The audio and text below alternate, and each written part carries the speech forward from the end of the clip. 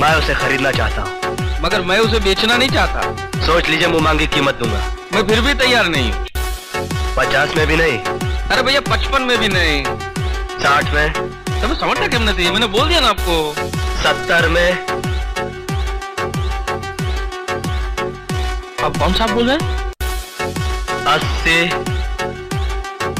आखिर इस कोठी में ऐसा है क्या? मेरा मतलब है कि 90?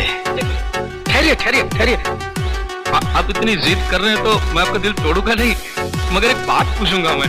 आप कहीं मजाक तो नहीं कर रहे हैं ना? मैं मजाक नहीं करता।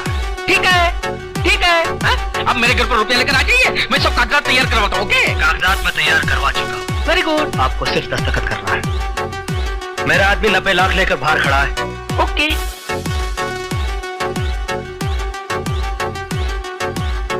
एक काम करिए, रखना मत